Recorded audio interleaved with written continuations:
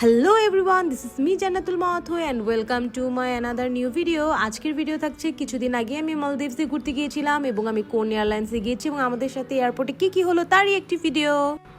এই তো আমরা প্রথমেই গিয়ে এয়ারপোর্ট থেকে আমাদের বোর্ডিং পাসগুলো নিয়ে নিই এবং আমাদের প্লেনটা একটু ডিলে হয়, কারণ আমাদের প্লেন ছিল সকালের, সেই সকালের প্লেন ছাড়তে ছাড়তে প্রায় বিকেল হয়ে যায় অ্যান্ড ডিলে হওয়ার কারণে ওরা আমাদেরকে একটা কমপ্লিমেন্টারি মিল দেয় দুপুরের লাঞ্চ।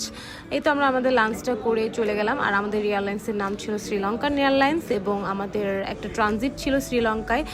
আর হ্যাঁ, এই ট্যুরে আমাদের সাথে আমার ছোট বোন গিয়েছিল। এই তো আমরা তারপর প্লেনের মধ্যে চলে যাই এবং আমাদের সিটটা আমরা দেখতেছিলাম। দেন অবশ্যই অ্যাজ ইউজুয়াল আমি উইন্ডো সিট নিয়েছিলাম। এই তো আমি আমার সিটে বসে পড়ি এবং সিটে বসেই আমি গুদাগুদি শুরু করে দেই যে কি মুভিজ আছে। আর আমার বোনের সিটটা একটু আমাদের থেকে দূরে পড়ে। এই তো তারপর আমি দেখতে থাকি কোন মুভি আছে, কোন মুভি দেখা যায়, যেহেতু লম্বা একটা টাইম আমরা এখন প্লেনের মধ্যে থাকবো।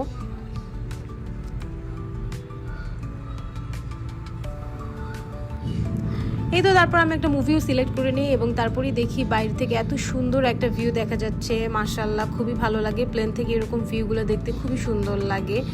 এই তো ভিউ দেখতে দেখতে এবং মুভি দেখতে দেখতে মুভি এনজয় করতে করতে আমাদের মিল চলে আসে এবং শ্রীলঙ্কান এয়ারলাইন্সের খাবারগুলো খুবই ভালো ছিল, খুবই টেস্টি খাবার ছিল।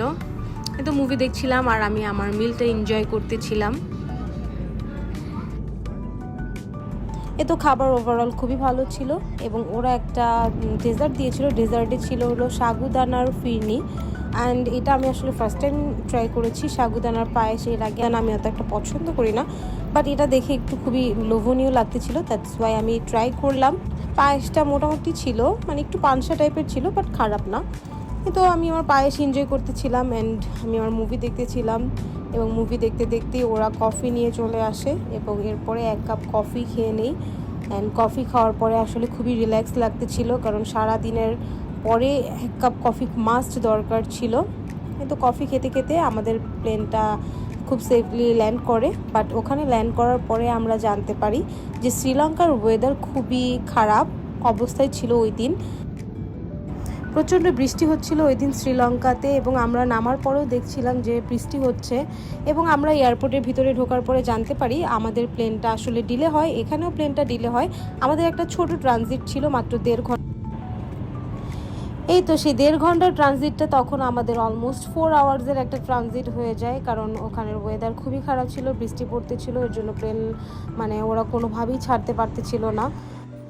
বাই দ্য টাইম আসলে আমাদের আর করার কিছুই ছিল না, আমরা একটু এয়ারপোর্টটা ঘুরে ঘুরে দেখলাম। শ্রীলঙ্কার এয়ারপোর্টটা ভালোই বড় ছিল এবং নিট অ্যান্ড ক্লিন ছিল, বাট একটা জিনিসই ভালো লাগে না, যেখানে আমরা ওয়েট করতেছিলাম ওখানের এসিটা খুবই ঠান্ডা ছিল। কোনোভাবেই ওরা এসি কন্ট্রোল করতে পারতেছিল না। সবাই কমপ্লেন করে, লিটারালি যত মানুষ ছিল সবাই বলতেছিল যে এসিটা আপনারা কমায় দেন বা অফ করে দেন, বাট ওরা কিছুই করতে পারতেছিল না।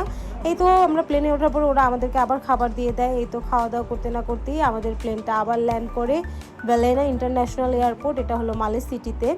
এবং সবাই জানে যে মালদ্বীপের এয়ারপোর্টটা খুবই সুন্দর, বাট আমাদের যেতে যেতে অনেক রাত হয়ে যায়, দ্যাটস ওয়াই আমরা অত ভালোভাবে দেখতে পারি না। ওকে, আজকের ভিডিওটা থাকছে এই পর্যন্ত, দেখা হবে নেক্সট ভিডিওতে।